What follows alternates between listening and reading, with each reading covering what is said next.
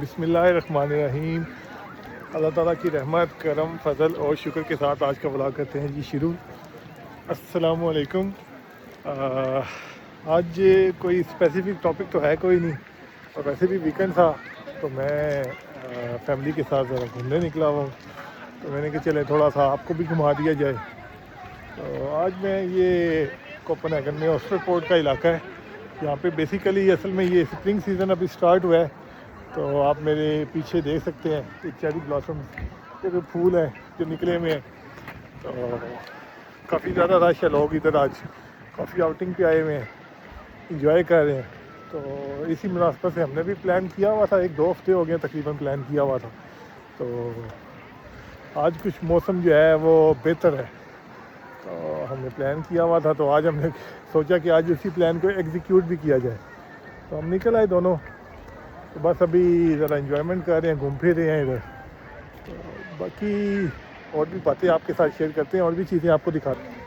अच्छा, इस एरिया को सफूरा गार्डन कहते हैं, और इधर है काफ़ी ज़्यादा इनके मोनूमेंट्स वगैरह बने हुए हैं।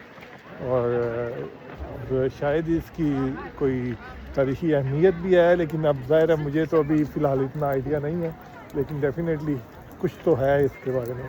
क्योंकि यहाँ पे इनके काफ़ी, अगर मैं सामने भी अभी आपको करीब भी जाके दिखाता हूँ, उधर भी कुछ है इनका। और अब जैसे ये पीछे भी आप मेरे कुछ देख रहे हैं, तो इधर भी ज़ाहिर है इनका कुछ तारीख़ी चीज़ें हैं।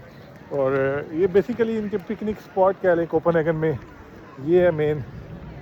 तो मैं कोशिश करता हूँ इसके ऊपर अगर मैं कुछ पढ़ सकूँ तो। फ्रेडरिक 1947 टू 1972, ये शायद फ्रेडरिक साहब का मुजस्मा बना हुआ है। तो शायद ये भी इनके कोई वार वगैरह में इनके लिए कोई अहमियत रखते थे, इसीलिए इन्होंने उनको ट्रिब्यूट पेश करने के लिए उनके ज़ाहिर ट्रिब्यूट पेश किया, और उनके लिए उनका एक स्टैचू बनाया, और ऐसी पब्लिक प्लेस पे बनाया जहाँ पे लोग आउटिंग के लिए आते हैं। और लोग ज़ाहिर है यहाँ पे फॉरेनर्स भी बहुत आए हुए हैं, तो उनकी पब्लिसिटी भी हो रही है और लोग इंजॉय भी कर रहे हैं यहाँ पे। अब मैं अगर आपको दिखा सकूँ तो ये मेरी राइट साइड पे ये लेक है एक। अब मुझे इसका नाम कोई नहीं पता, लेकिन अगर मैं इसी तरह अपने लेफ़्ट साइड पे दिखाऊं ये सामने वाला एरिया, तो ये सी एरिया, ये पोर्ट एरिया, यहाँ पे सारा समंदर है। और आगे इनकी शिप्स वगैरह भी खड़ी हुई हैं, और बड़े क्रूज़ भी खड़े हुए हैं। उसी तरह वो मैं आगे देख रहा हूँ, मुझे वो सबमरीन भी एक नज़र आ रही है। तो ये बेसिकली इनके ना पोर्ट का एरिया है, और उसके साथ इनका एक ये पब्लिक और पिकनिक पॉइंट बना हुआ है। तो बेसिकली ये सिर्फ और सिर्फ ज़्यादा एक्टिव इधर लोग इस एरिया में सिर्फ और सिर्फ स्प्रिंग सीज़न में होते हैं। और ये स्प्रिंग सीज़न जो है ये ज़्यादा अरसे के लिए तो आता कोई नहीं यहाँ पे, तकरीबन 2 से 3 हफ्ते के लिए आता है। तो पिछले 2 से 3 वीकेंड से मैं और मेरी मिसेज हम प्लान बना रहे थे कि हमने आना है, लेकिन आ इसलिए नहीं सके कि पूरा वीक जो है मौसम ठीक रहता है। सैटरडे संडे को इतनी शदीद किस्म की ठंड और इतना शदीद बारिश और इस तरह के मसले मसाइल यहाँ पे स्टार्ट हो जाते थे, तो हमारा दिल नहीं करता था कि वो वीकेंड स्पाइल करें बाहर जाके। लेकिन आज देखा तो आज थोड़ा सनी डे था, तो हमें अच्छा भी लग रहा है बाहर आके। यही करते करते फिर हम बाहर निकल आए। तो आज की स्पेसिफिक टॉपिक जो है कोई नहीं मेरे पास बात करने के लिए, लेकिन कोशिश करेंगे कि अगली वीडियोस में आपके साथ कुछ वो जो नई इंफॉर्मेशन आई है डेनमार्क से रिलेटेड भी और जर्मनी से रिलेटेड भी डॉक्टर्स और हेल्थ केयर प्रोफेशनल्स के लिए, वो आपके साथ शेयर की जाए। लेकिन आज के व्लॉग में हम इन चीज़ों को साइड पे रखेंगे। आज सिर्फ हम इंजॉयमेंट कर रहे हैं और आपको डेनमार्क के नज़ारे करवा रहे हैं। अब डेनमार्क में बात करें तो खूबसूरती नो डाउट यहाँ पे प्लेसेस विज़िट करने के लिए और एक्सप्लोर करने के लिए काफ़ी ज़्यादा है, लेकिन इशू ये है कि यहाँ पे क्लाइमेट जो है ये काफ़ी ज़्यादा तंग करता है। अभी देखें जैसे अभी अप्रैल का भी एंड हो चुका है, लेकिन स्टिल यहाँ पे ठंड आज तो है, थोड़ा सा मौसम कदरे बेहतर है, वो भी इसलिए कि धूप निकल आई है। नहीं तो यहाँ पे अभी भी टेम्परेचर जो है वो इस वक्त भी 3 डिग्री 4 डिग्री से लेके 8-9 डिग्री तक ये नॉर्मल टेम्परेचर यहाँ पे है।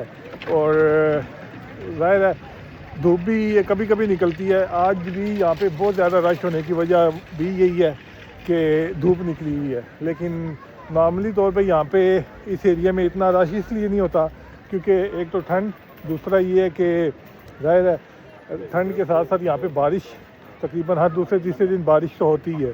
तो इस वजह से लोग इतना ज़्यादा वीकेंड पे अगर सनी डे ना हो तो बाहर निकलना अवॉइड ही करते हैं, घरों में रहना ज़्यादा प्रेफर करते हैं। लेकिन आज देख रहे हैं कि मौसम भी काफ़ी अच्छा है तो लोग काफ़ी ज़्यादा घूमने के लिए निकले हुए हैं और हम भी निकले हुए हैं। तो ये हमारे पीछे सफूरा गार्डन का थोड़ा सा एरिया है। अब मैं थोड़ा नीचे बीच की साइड पे आ रहा हूँ, पोर्ट की साइड पे आ रहा हूँ। ये सारा मेरे राइट साइड पे अब समंदर है सारा, तो बस घूम रहे हैं और आपको भी थोड़ा थोड़ा दिखा रहे हैं। अभी आप ये देख रहे हैं ये सारा सफूरा गार्डन का एरिया है। और बेसिकली इसकी जो हिस्टोरिकल इम्पोर्टेंस है, बेसिकली ये एक कब्रिस्तान है। इस एरिया में एक कब्रिस्तान है और ये जो चेरी ब्लॉसम्स हैं ये जो हैं बेसिकली ये जापानीज़ चेरी ब्लॉसम है और ये एक स्पेसिफिक सीज़न के लिए मतलब अप्रैल में के कह लें कि 15 से लेके अप्रैल के एंड तक ये सिर्फ स्पेसिफिक डेज में ही सिर्फ इनके फूल निकलते हैं। उसके बाद फिर वही वीरानी और वही नॉर्मल रूटीन में इधर यहाँ पे फूल वगैरह नहीं होते। तो इसकी इम्पोर्टेंस बेसिकली यही है। और अच्छा, कोपेनहेगन में जब भी आप घूमने के लिए निकलेंगे और घूमते हुए अगर आपने लिटिल मरमेड नहीं देखी, ये मुजस्मा नहीं देखा, तो आपका ये टूर इनकम्प्लीट है। क्योंकि कोपेनहेगन में ये ही एक मेन समझा जाता है। बेसिकली ये यहाँ पे एक सिंबल ऑफ लव और सेक्रीफाइस समझा जाता है। और ये 1913 में यहाँ पे बनाया गया था और इसकी इंस्पिरेशन बेसिकली ली गई थी। यहाँ की किताबों में एक कहानी आती है लिटिल मरमेड के नाम से, तो वहाँ से इसकी इंस्पिरेशन ली गई थी। और ये बेसिकली सिंबल ऑफ लव और सेक्रीफाइस समझा जाता है कोपेनहेगन में। और इसको देखे बिना आप का टूर या आप का जो कोपेनहेगन सिटी का टूर है वो कंप्लीट नहीं हो सकता। और अगर मैं आपको दिखा सकूं, मेरे पीछे वो एक परिंदा है और बहुत ही खूबसूरत उसने अपने पर खोले हुए हैं। मैं कोशिश करता हूँ कि आपको वो दिखा सकूँ।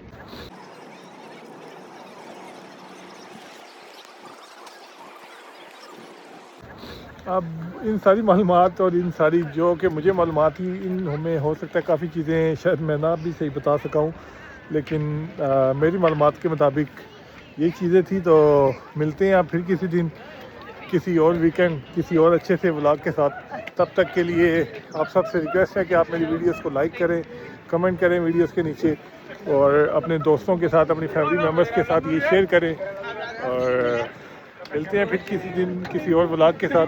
तब तक के लिए आप सबसे रिक्वेस्ट है कि आप सब मुझे अपनी दुआ में ज़रूर याद रखिएगा। और अल्लाह आप सबका हामी नासिर हो। अल्लाह हाफिज़।